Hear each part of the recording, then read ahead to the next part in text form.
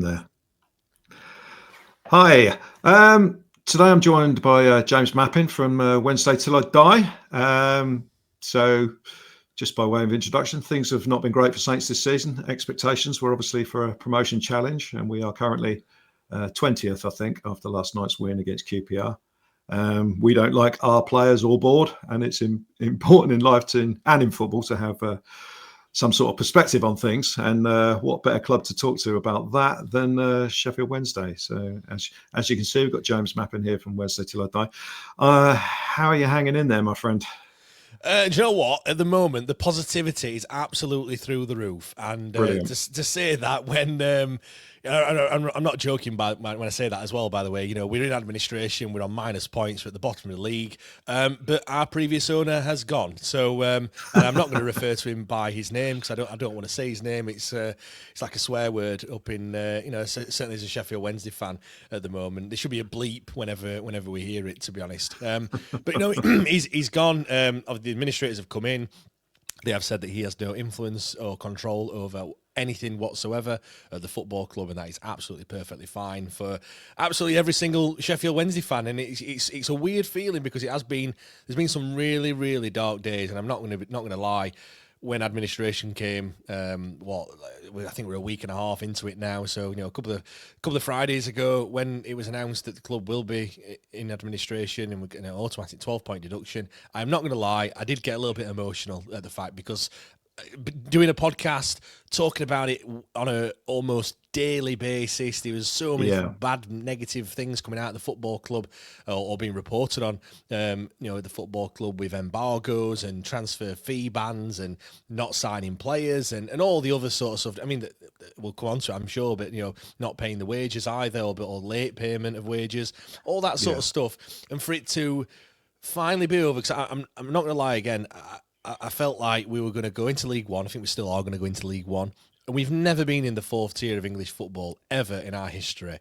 And I felt like he was going to cling on. For what reason, I have no idea. And I thought that was going to be a distinct possibility. So the fact that is now over, and look, we're not out of the woods just yet. It's still very early days. Yeah, you got to find a buyer. Yeah, exactly. But it was just more relief more than anything. And I did get a tad emotional when when we found it was all over. And then you have to tell yourself, it's only football, but it means so much to so many people. Yeah. It's mad. It's mental.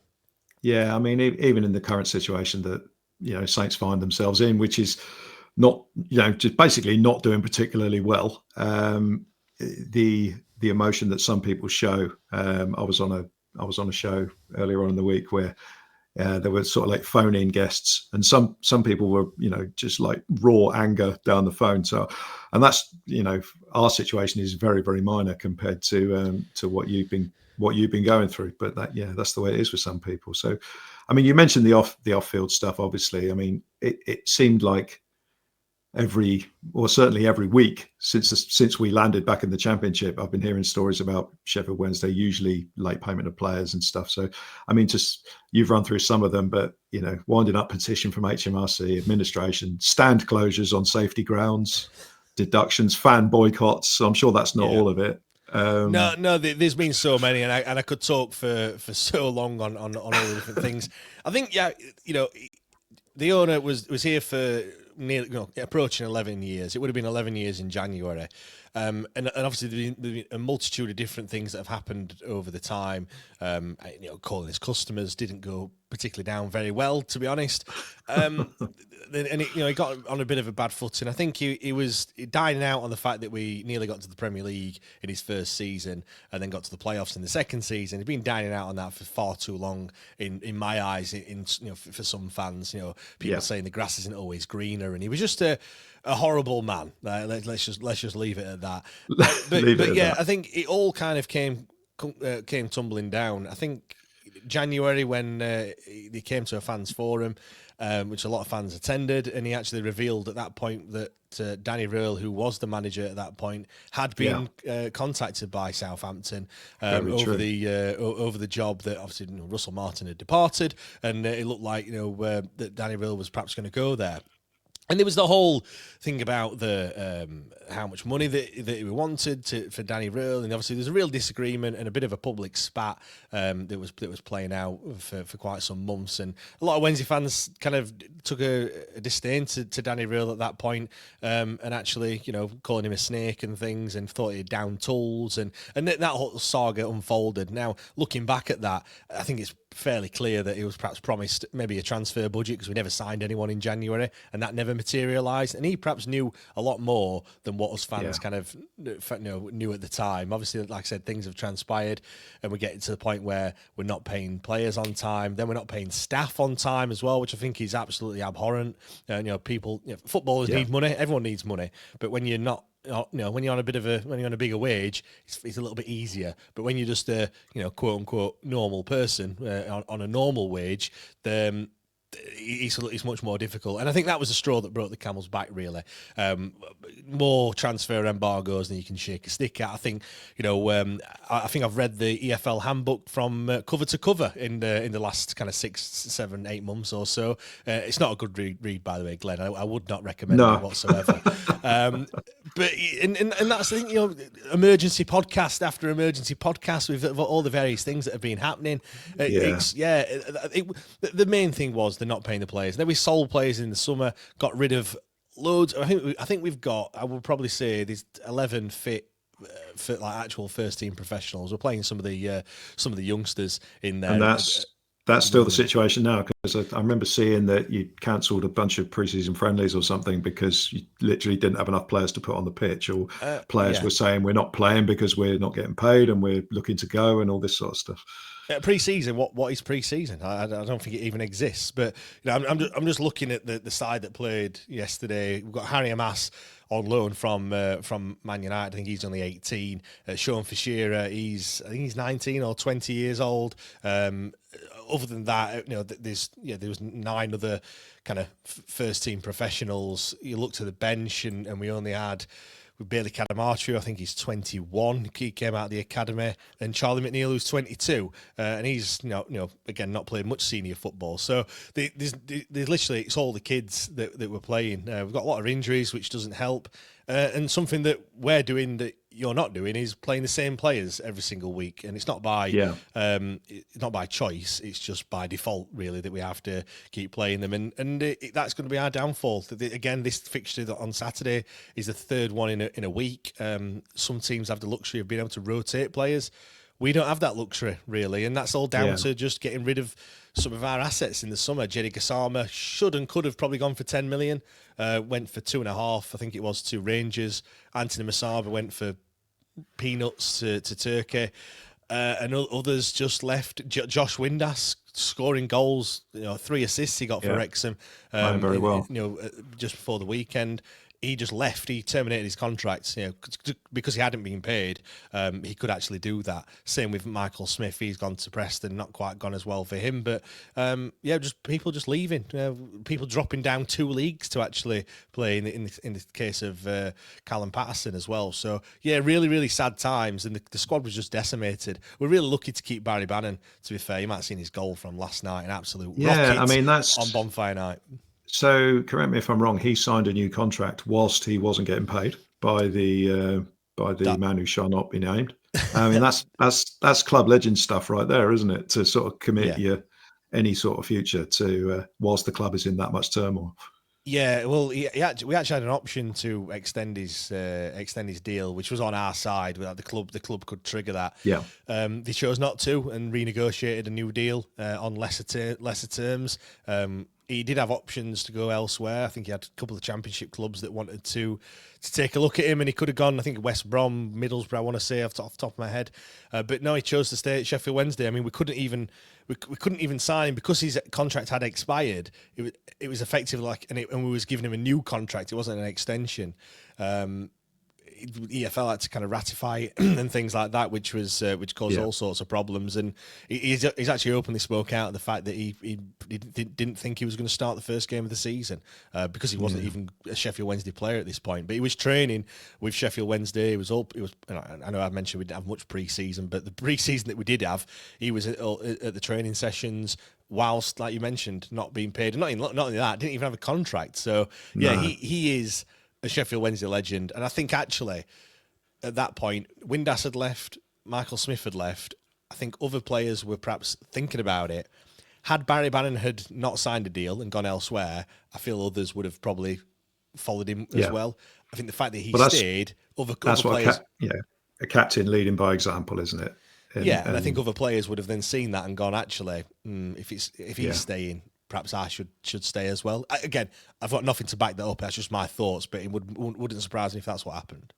Yeah. So just to finish on the sort of like ownership situation, if you like, a few names have sort of like come to the forefront. Mike Ashley being the most notable one. I know that's probably the headline clickbait name that will get people looking at the stories.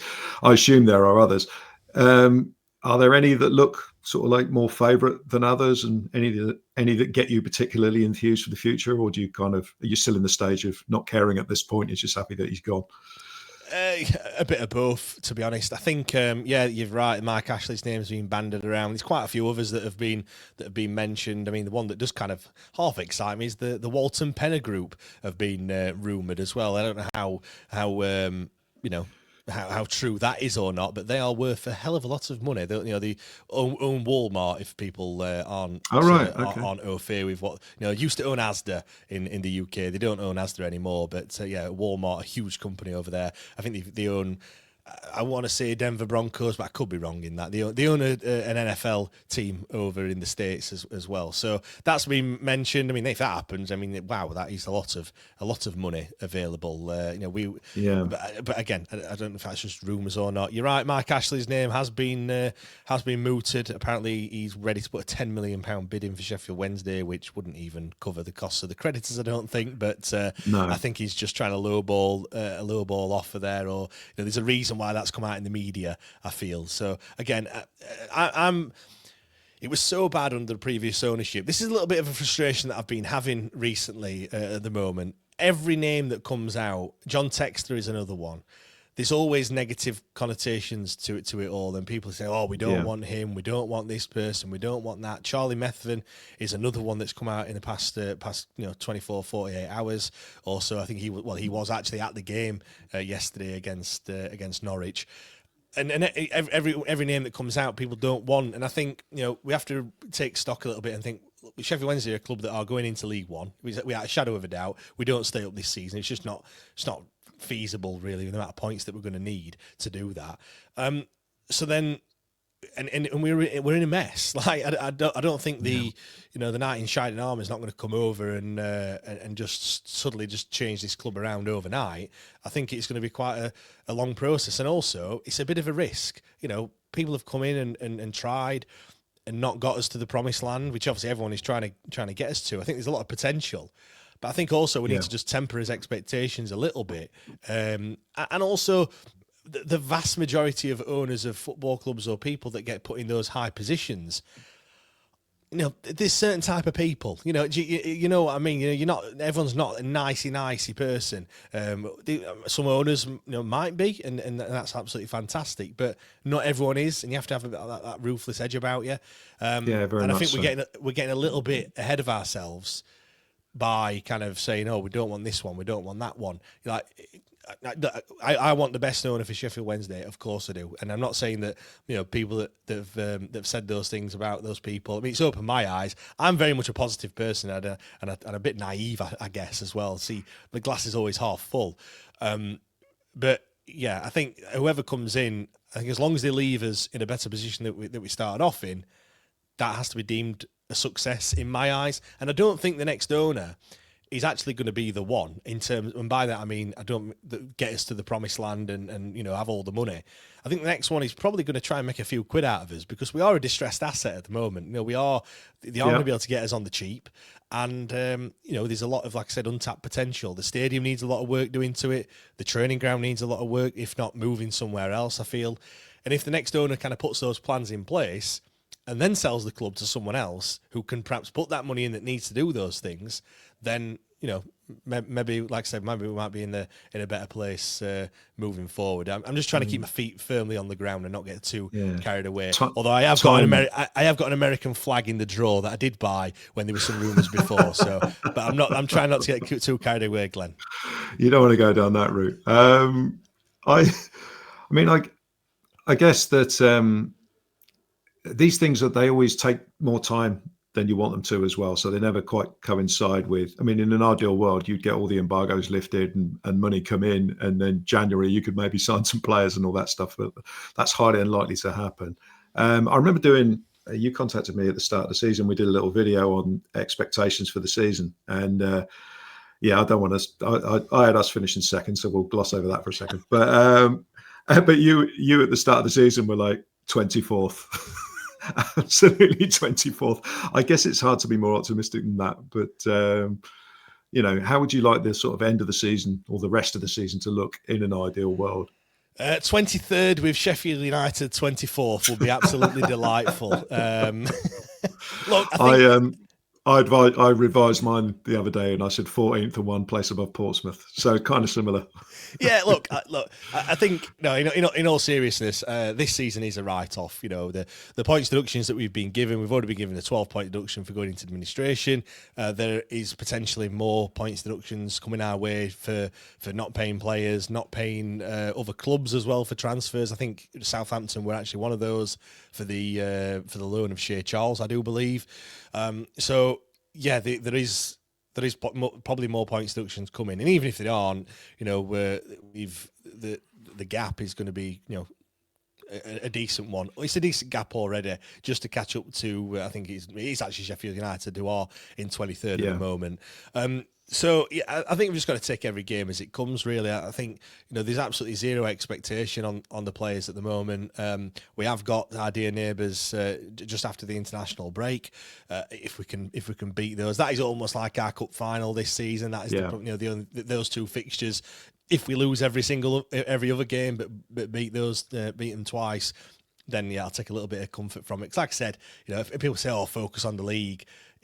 I think I looked at it. We need something like 1.7 points a game, which if you had that from the start of the season, you would be in the playoffs, I think. And we just don't have the squad to even entertain that at all, really. Even though it's mathematically possible, realistically, it's not going to happen. We need to start winning games. We're talking about a team going on probably a 7 or 8 game winning streak, and we've only won 1 game all season. That's the levels. And I know things are a lot more positive at the moment, and that's great. But no, I can't see it. If we could finish 23rd, I know I joked at the top there saying above Sheffield United, but if we could just finish 23rd and not be bottom, I would see that as a massive success this season. But I can't see it happening. So, digging into your squad a little bit, you have one of our ex-players in Jan Valery, who I always thought had a bit about him, but it never really happened for various reasons. And very briefly this season, you had Joe Lumley in goal for a couple of games, I believe, as an emergency loan, which is a bit like signing an arsonist to put out a fire. So what was your opinions on both of those, but particularly Jan, because obviously he's a permanent signing and still there? Yeah, not going to lie, we signed Jan Valery last season, and the first thing you do, like anyone else, is go on YouTube and you see that wonderful goal that he scores for Southampton from about 25 yards out, and you think, wow, we've signed an absolute baller in Jan Valery. He hasn't done that for us yet. He hasn't scored that absolute wonder goal. He has scored 3 last season, so he has found the back of the net, but he hasn't scored that absolute screamer for us. But no, he's a brilliant player. We've actually... he was playing right wing back predominantly last season. We've actually moved him more into central defensive midfield, which is a bit of a strange one, but he seems to be doing fantastic in there. I think the situation that we find ourselves in, we need a bit of extra cover at times, and with him being more defensively minded, he can bring that. He's comfortable on the ball, and he can play the ball out, which is always a good trait to have. Not afraid of a tackle, and he does like to get forward as well at times. So yeah, I think he's been a brilliant addition. He's got himself into the Tunisia squad, and they've qualified for the World Cup, so he will be off to the World Cup in the summer. As to whether he will stay with us, I mean, if we are going into League One, which I've just been speaking about, I can't see himself or his agent, as much as he might like Sheffield Wednesday, wanting to stick around in League One. Certainly if he's not going to be on show to the whole world at the World Cup in the summer. So I can't really see us keeping him. Look, he might even go in January, to be fair, if... nothing against him, just purely looking for his future. It would not surprise me at all. Just have Tunisia qualify for the AFCON? I'm not too sure, but probably. So he'll probably be going out there as well, which won't really help us at all because we haven't got many players. But yeah. The other one you mentioned, Joe Lumley. I know you privately spoke to me and said, "I wish you good luck." And when you heard the news that he was coming, and he wasn't the only one as well. I had Middlesbrough fans doing exactly the same. And you know what? Actually, he didn't do a bad job. He comes in for the Middlesbrough game, which, by the way, I know we've stopped talking about the off the field stuff, but we boycotted that game, myself included. A season ticket holder did not go. There were 7,000 fans in the stadium, and 4,000 of those were Middlesbrough fans. So there wasn't many in there at all. So that was his first game. He nearly got done for GBH on one of the Middlesbrough forwards and didn't give away a penalty. That was amazing. Which I found was crazy because that was an absolute gilt edge. He conceded a goal, but he actually pulled off some fairly remarkable saves, to be fair. Fair play to him. And then he comes in, and he was on a 7-day loan, so the rules are that you have to play all the games that you've kind of come in for. So he had to play on Saturday, even though our other emergency goalkeeper was now not suspended for. He also got done for GBH on a Charlton play and he kicked his head off. But anyway, he comes in plays in the Oxford game, and then there's 28,000 fans in there. So he was here for the moment where we went into administration. It went from nobody to absolutely everyone. And yeah, we lost that game as well, which is unfortunate. But he didn't disgrace himself. I was preparing myself for the worst. I thought it was going to be absolutely horrendous. Now look, our sample size is only very small, and we are forever grateful for him coming in and standing in. But yeah, I did prepare myself for the worst, certainly. Every dog has his day. So you mentioned Shai Charles earlier on this season. Earlier on today, and he was on loan with you last season, of course, and played virtually every game as far as I can tell. He's come back, and he's been one of our best players this season. Before, unfortunately, doing his hamstring a couple of weeks ago. It's an example of a very sort of beneficial loan spell, because we've had some people that have gone out on loan and it doesn't seem to have been any point to it, to be quite honest. So just what were your impressions of him last season, and how good a player, what sort of level do you think he can go to? Glenn, you should never fall in love with a loan player. Absolutely. I think most Wednesday fans, if not every single Wednesday fan, fell in love with Shai Charles last season. He was absolute top draw. Just the calmness that he had on the ball. His range of passing was absolutely fantastic. Last ditch tackles. I remember when we signed him, and you said, he's not afraid to kind of get a yellow, and drag a man back and stuff like that. I think his main quality is his football intelligence. He is just, he's just almost 2 steps ahead of everyone else, I feel, on the pitch. He's got it all. I'm running out of superlatives to use for Shai Charles. We were absolutely gutted when it looked like he was going to go back to you in January. Obviously, we were delighted that he managed to stay, and I think Danny Real got the best out of him, really. I think he trusted him, and the other thing as well, it made Barry Bannon a better player. I know that sounds mad, but Barry Bannon doesn't trust many players that plays alongside him, and he feels like he has to do all the work.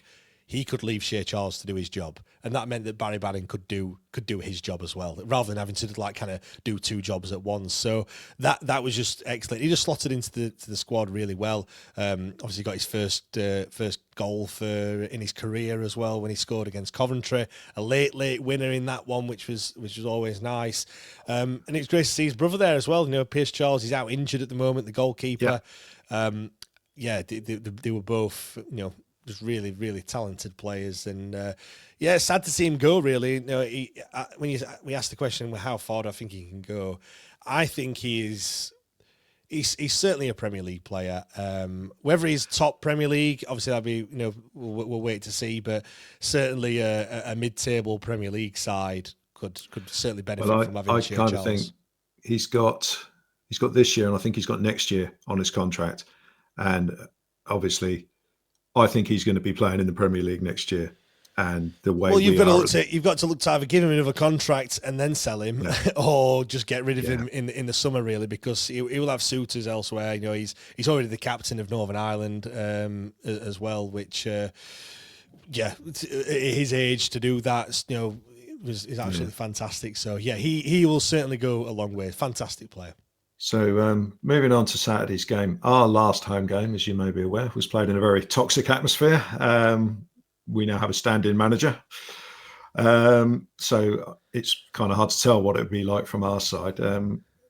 I assume the Wednesday fan base has kind of held up through the storm and still travelling in decent numbers, and we can expect a few of you down here on Saturday. Yeah, definitely. Our away following is always fantastic. I would say that naturally, but it is. We do. I don't know if we've sold out for this one because it is a very, very long way away. As you probably get quite a lot of people saying the same thing. But no, they will be we'll certainly be travelling in our numbers, looking to get our second win of the season. We actually haven't beaten you at St Mary's at all in our existence. I think there's about 10 games that we've played there, including cup games, and never beaten you down there. So not a very happy hunting ground. You have to go back to 1997. Last time we've won at Southampton, which was 3-2 win. David Hurst and Carlton Palmer scored for Southampton that day, which I found quite amusing, given that Dave was also played for us. But it wasn't enough, and we beat you 3-2. So we're well overdue a win against you boys. Yeah, I mean, Sheffield Wednesday at home in the 90s at the Dell was a bit of a graveyard for us. I think that was you and Everton were the two teams that we never seemed to be able to beat. But the fortunes have changed since you've moved to the new place. And I go back to the last time we were there, the 4-0 hammering. We've got Deshaun Bernard, a centre back who is out injured at the moment, unfortunately. But he played in the 6, and never ever ever again will he play there because he was absolutely terrible. And we got tore a new one, and you were rampant that day. Obviously, that was 2 seasons ago. So our only win this season has come on the South Coast against your dear neighbours. Yeah, it's a good one, that. So we're well overdue a win. We're well overdue a win against you, and we have won on the South Coast already this season. So it's going to be tough, though. It's going to be a tough game. I think, is there a right time to play a club? Maybe last week probably was the right time to play you. Maybe you've got a little bit of a little bit of excitement, or a little bit of a bit of a buzz back, maybe. We are not buoyant, yet, obviously, but we'll see. It's going to be tough. We're kind of waiting for the new manager to be appointed, and I think everyone's kind of emotions, if you like, are on hold. It was a very sort of scratchy win with last night, but 3 points, so you can't complain. So we'll see. Our home form is diabolical. So for that reason, if not any others, you've got a decent chance. I think we've won 2.